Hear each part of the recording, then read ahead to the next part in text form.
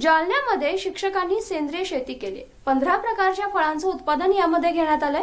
महिन्याकाठी 50,000चा नफा झाल्याचं त्यांनी सांगितलंय। जालन्यामध्ये शिक्षकाची नोकरी करणाऱ्या एका शिक्षकानं स्वतःकडील 6 एकर शेतीला सेंद्रिय शेतीचा आधार दिलाय। प्रकाश धानुरे असं या शिक्षकाचं नाव असून ते जालना शहरात शिक्षकाची नोकरी करतात। दुपारी शाळेला सुट्टी राहत असल्यामुळे त्यांनी शेतीकडे अधिक लक्ष केंद्रित केले।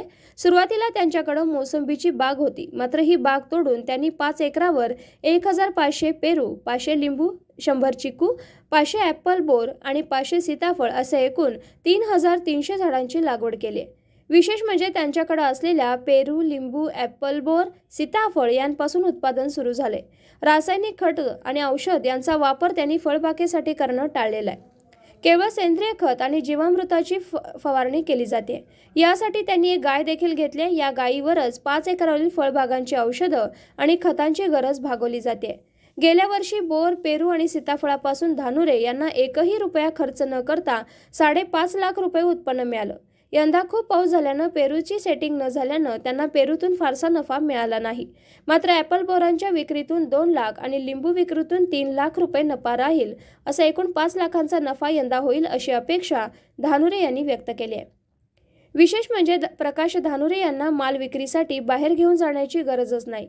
व्यापारी स्वतः शेतात येऊन फळे खरेदी करतात। धानुरे यांनी स्वतःच्या शेतावरच फळ विक्रीसाठी स्टॉल उभारला असून दिवसभर या ठिकाणी फळे खरेदीसाठी ग्राहकांची झुंबड उडालेली पाहायला मिळते।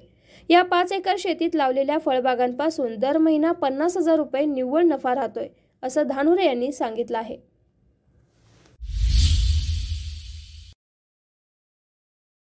दादा, माझी ही 6 एकर शेती आहे। या 6 एकरमधून 5 एकरवर बाग आहे। या 5 एकरवर 3300 झाडं आहे सर।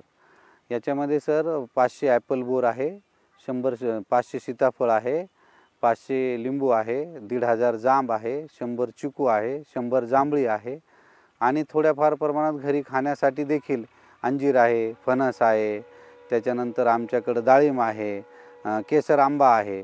अशा 15 प्रकारची फळं माझ्या शेतामध्ये आहे। आणि ही पूर्ण शेती सर 2014 पासून झिरो बजेट आध्यात्मिक शेती करत आहे।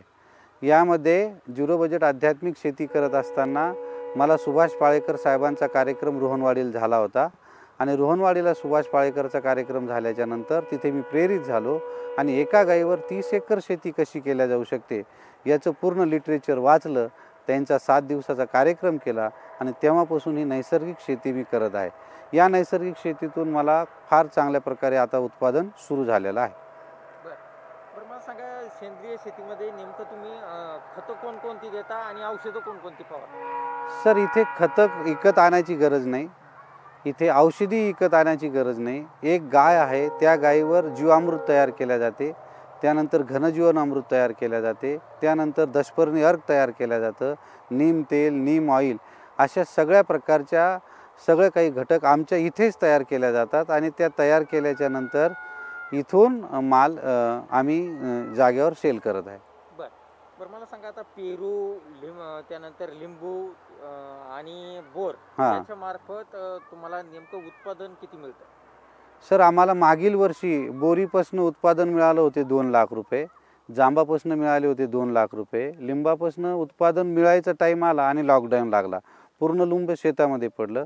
परंतु सीताफळ विकलं होतं सर मागील वर्षी, ते देखील 1.5 लाखाचं झालं होतं आणि यावर्षी चिकू चालू होणार सर आमचा। तर यावर्षी देखील असं मागील वर्षाप्रमाणे थोडेफार प्रमाणात कमी जास्त प्रमाणात उत्पादन राहणार। मी नाही म्हणलं तर या शेतातून 50,000 रुपये महिना कमवतो सर। ओके, बरं मला सांगा, आता यंदा या फळबागेतील फळं आणि त्यावर झालेला खर्च एकूण किती नेमका खर्च झाला आणि नफा किती राहिला या फळबागेतून तुम्हाला यंदा? सर, मला यंदा खूप पाऊस पडला, जांबातून मला कोणत्याही प्रकारचा नफा नाही राहिला, परंतु मला सीताफळामध्ये कमीत कमी 1 लाख रुपये नफा राहिला। मला यामध्ये 2 लाख रुपये नफा ॲपल बोरमधून राहणार आहे आणि मला आता पुढे लिंबू उन्हाळ्यामध्ये आता फुटलेला आहे, त्यातही मला 3-1 लाख रुपये नफा राहणार आहे। काय नाव सर आपलं? प्रकाश एकनाथराव धानुरे माझं नाव आहे। मी शिक्षक आहे आणि शिक्षक पेशा असताना देखील मी दुपारून इथे शेती करत आहे। कुठलं गाव? माझं रोहनवाडी हे गाव आहे। मी तसं जालना तालुक्यातील रोहनवाडी गावात राहतो। मी राहायला जालन्याला आहे, माझ्या शहरापासून हे 3 किलोमीटर अंतरावर माझी शेती आहे.